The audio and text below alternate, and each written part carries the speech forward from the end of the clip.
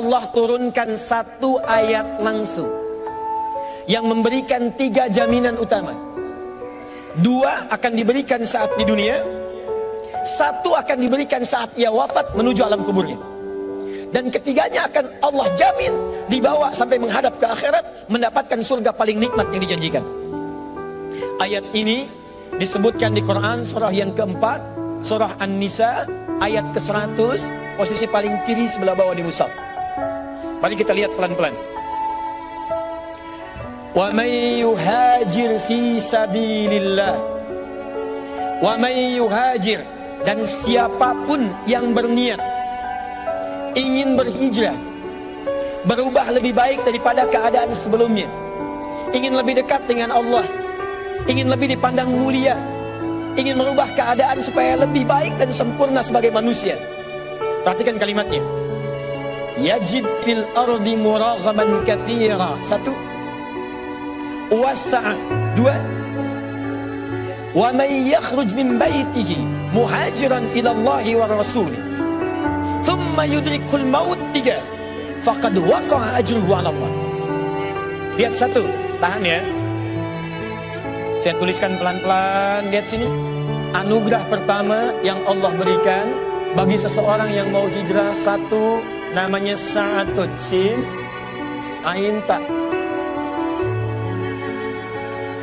Sa'atun artinya kelapangan hati, kedamaian jiwa, ketenangan dalam hati. Jadi kalau Anda mau hijrah, Anda ingin berubah, Anda ingin lebih dekat dengan Allah Subhanahu wa Ta'ala, awas, jangan sampai terbayang dalam benak Anda yang pertama kali diberi itu materi dunia, bukan. Atau kedudukan yang meningkat, mustahil. Orang yang pertama kali berniat untuk hijrah, maka yang pertama Allah berikan bukan dunia. Dunia terlampau kecil, kedudukan itu terlampau kecil. Yang paling tinggi yang pertama Allah berikan bagi orang yang ingin mendekat kepada Allah, Allah janjikan Allah akan berikan kelapangan dalam jiwanya sehingga dia merasakan ketenangan dalam kehidupannya. Ketika Anda mendapatkan kenikmatan hijrah, maka yang tergambar dalam benak Anda yang pertama akan ada kelapangan dalam diri. Makanya mohon maaf ya para akhwat, ikhwan, kalau ada yang mengajak antum hijrah, lalu antum berproses hijrah tapi tidak memberikan ketenangan ke dalam jiwa, berarti ada sesuatu yang tidak tepat dengan hijrahnya. Pasti ada yang salah. Karena orang hijrah itu ciri pertamanya hatinya lebih tenang. Nanti kalau akhwat dan ikhwan serius hijrahnya, Anda akan mendapatkan ketenangan yang tidak pernah Anda rasakan sebelumnya. Demi Allah saya katakan, bahkan uang yang Anda kumpulkan saat ini tak akan mampu membeli ketenangan itu. Jadi kalau Anda hijrah, maaf ya, maaf sekali, gagal di pekerjaan, tidak akan kecewa. Maaf sekali, tertinggal kemudian kemewahan, tidak akan kecewa. Ada orang mencela, tidak akan marah. Ada orang memaki, lapangnya hati. Jadi kalau Anda benar-benar berhijrah, seakan-akan ada ketenangan yang tak terlukiskan sebelumnya. 2, saya agak cepat sedikit.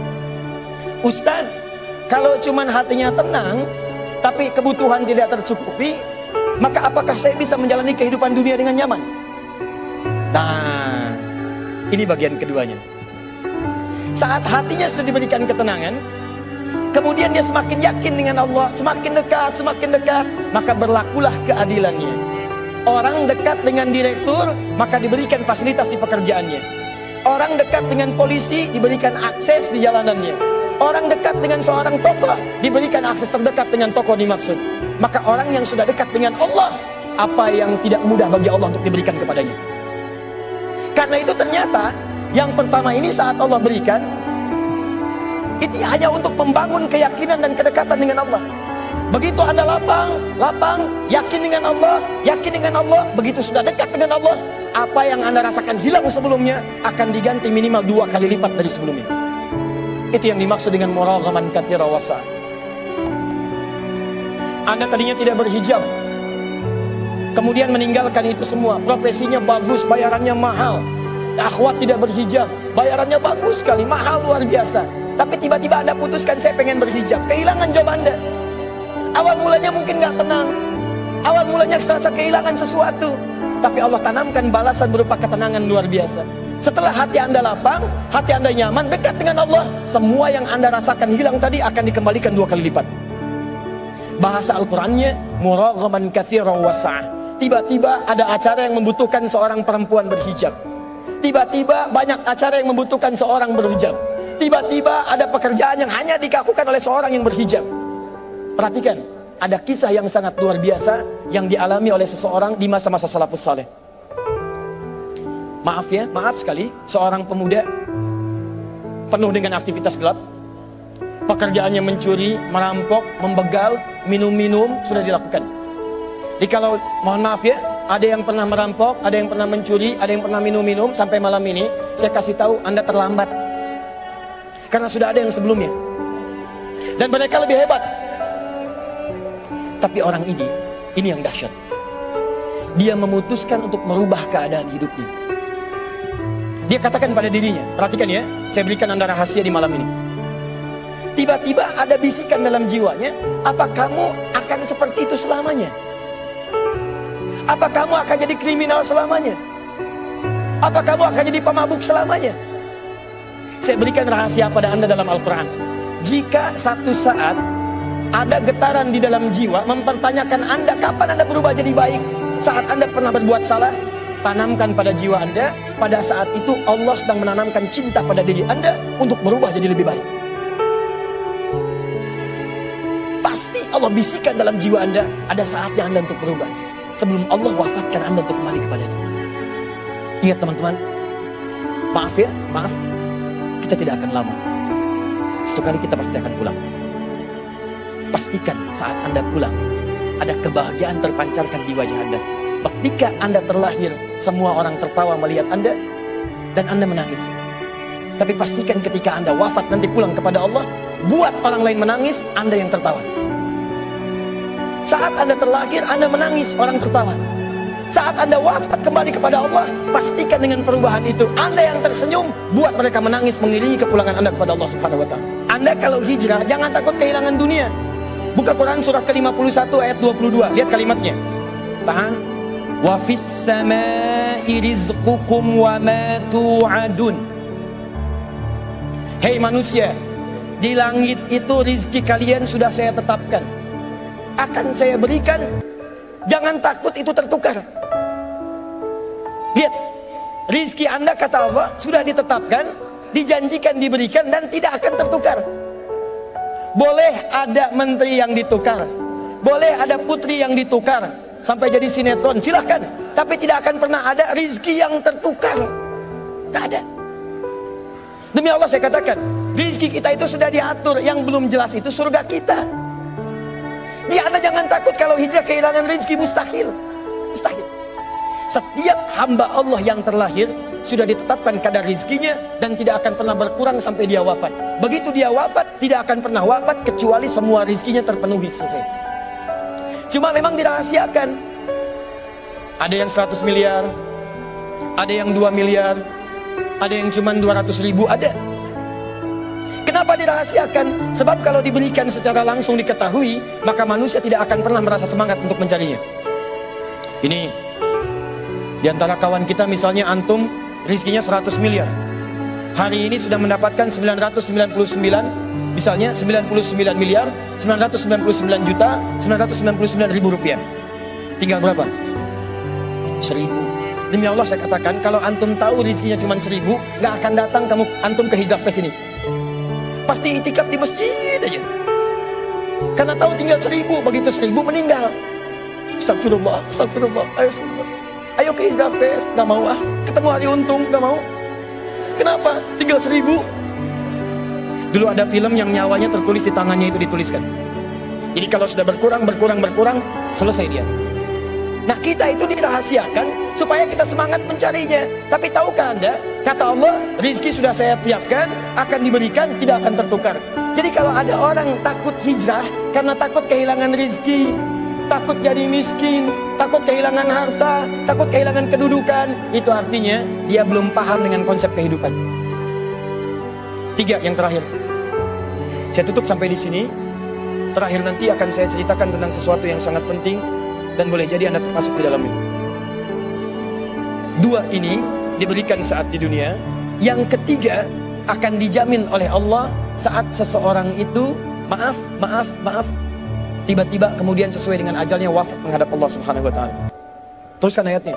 Quran surah 4 ayat 100.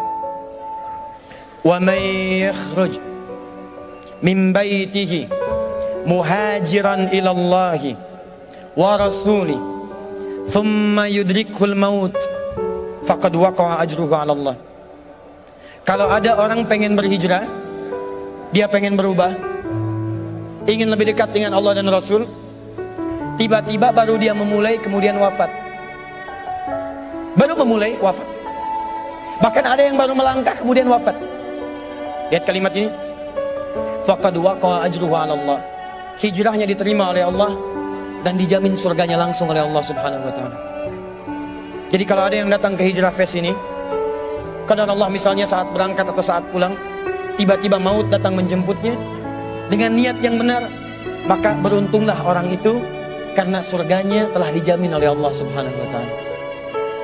Bahkan yang paling dahsyat, kalau dia benar-benar berhijrah diawali dengan tobat. Misal, ayat ini turun untuk menggambarkan seorang yang pernah bunuh 100 orang. Dia berzina, dia mabuk, dia bunuh orang sampai 100. Tiba-tiba dia katakan saya ingin berubah. Dia konsultasi pada seorang syekh, kata syekh itu belajar ke tempat sana, datang ke majelis ilmu. Begitu di jalan dia berangkat, di tengah jalan dia bertobat, astagfirullah, astagfirullah, astagfirullah. Di tengah jalan, belum sampai ke tujuan, maut datang menjemputnya.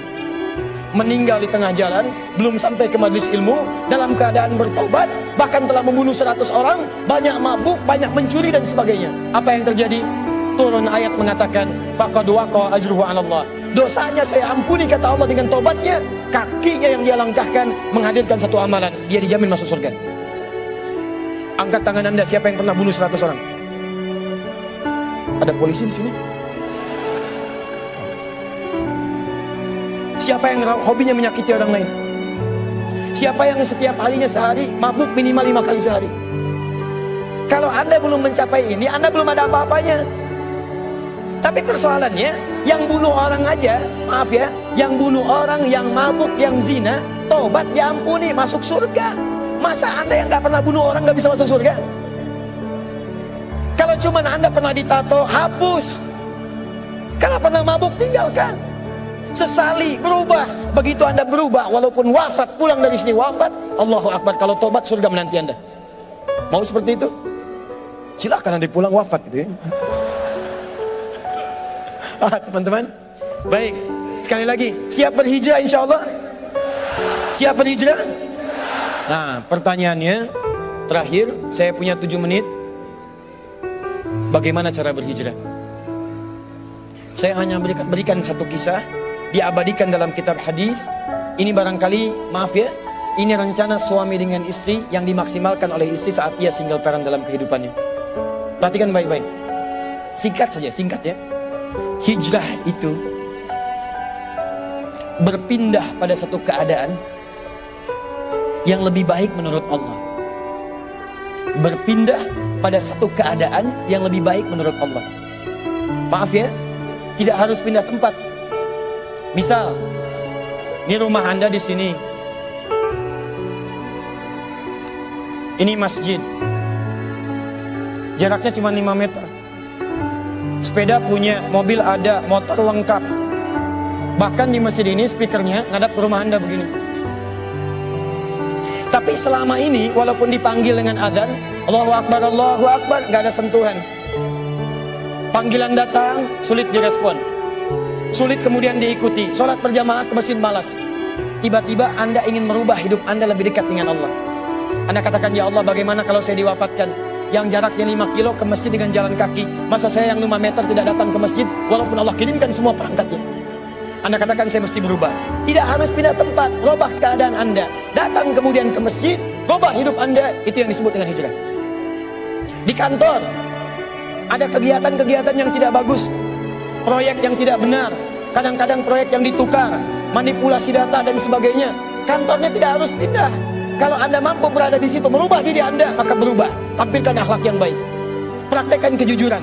Praktekkan kemuliaan. Demi Allah saya katakan, untuk hijrah, tidak harus Anda menjadi seorang ustadz atau ustadzah. Artis tetap jadi artis. Aktor jadi aktor. Zaman Nabi ada aktornya, ada artisnya. Ada penyair Nabi namanya Hasan bin Sabit. ada pejuangnya, ada pengusahanya, ada pebisnisnya, ada pemerintahannya, ada semuanya. Tapi tahukah Anda, mereka masih bisa menghatamkan Al-Quran, mereka bisa tahajud, mereka bisa baca Al-Quran, mereka bisa berpuasa. Jadi untuk berhijrah tidak harus menjadi seseorang yang kemudian ditampilkan dengan tampilan-tampilan jubah seakan-akan terlihat baik, tapi isinya tidak berubah. Siap insya Allah? Nah, sekarang perhatikan. Pertama, pulang ke rumah, kalau hijrahnya ingin mudah, Anda mesti kompak dulu satu keluarga. Satu tekad yang sama. Cara paling cepat, ngobrol dengan suami, katakan, renungkan, bangun di malam hari, bahwa suatu saat Anda akan wafat. Dan bayangkan, apakah Anda sudi diwafatkan dalam keadaan seperti ini yang belum baik? Setelah Anda tergerak untuk berubah, baru kemudian bikin visi ke depan. Ini pernah direncanakan oleh suami istri di masa lalu, dituliskan di dalam kitab yang sangat populer. Persoalannya, begitu ibunya mengandung, istrinya mengandung, lahir anaknya usia 2 tahun, maaf, mereka punya rencana, anak ini insya Allah kita akan didik jadi lebih baik, keluarga kita lebih baik, anak ini akan jadi ulama. Qadarullah usia 2 tahun ayahnya meninggal. Ini kisah nyata. Ibunya ingat, saya tetap pertahankan untuk berubah jadi lebih baik, walaupun ayah tidak ada, saya single parent, saya rawat anak ini sebaik-baik. Usia 4 tahun anak ini, maaf ya, terkena penyakit buta permanen. Hijrah tidak akan sepi dengan ujian. Suami meninggal, single parent, anaknya kemudian buta permanen. Apa yang dilakukan oleh ibunya? Ibunya tetap berpedoman, Allah pasti akan berikan yang terbaik. Anak ini kemudian terus didoakan, bangkit di malam hari, perbanyak kemudian tingkatkan ibadah. Ingat ya rumus ini, orang tua yang rajin ibadah maka boleh jadi kebaikannya akan diturunkan pada anaknya. Ibunya yang berdoa, anaknya yang mendapatkan bagiannya. Matanya buta tapi diganti oleh Allah dengan ingatan yang luar biasa. Kalau Anda bacakan satu kalimat, satu baris ini, satu lembar buku dibacakan oleh Anda satu halaman, maka seketika dia akan ingat seketika tanpa diulang, dengan titik, dengan komanya. Anak ini kemudian dibawa ke sekolah Al-Quran, dimasukkan talaki ke syekh di sana. Syekh di situ kemudian membacakan pada saat itu surat Qaf, surah ke-50. Qaf dibacakan sampai akhir ayatnya. Anak ini anak yang paling kecil teman-teman, mata buta, nggak bisa ngelihat. Teman-temannya berada di atasnya usianya, ada yang 6 tahun, 7 tahun, dia 4 tahun. Begitu selesai membacakan, kata syekhnya, lihat kalimatnya, man hafidha ala zahri qalbi, siapa yang hafal apa yang tadi saya bacakan, hafalan di dalam kepalanya, bukan di luar kepala. Hafal di luar kepala masih belum hafal. Kata syekhnya, hafal di dalam kepalanya. Tiba-tiba saat semuanya diam menyimpan tangannya begini, anak yang buta tadi mengangkat tangannya mengatakan, hafidtu ala zahri qalbi, saya sudah hafal. Syekhnya penasaran, kata syekhnya, bagaimana? Diambil anaknya ke depan, diminta baca, Masya Allah, bacaannya bukan hanya hafal, makhrajnya, sifat hurufnya, tajwidnya, semua mirip dengan syekhnya.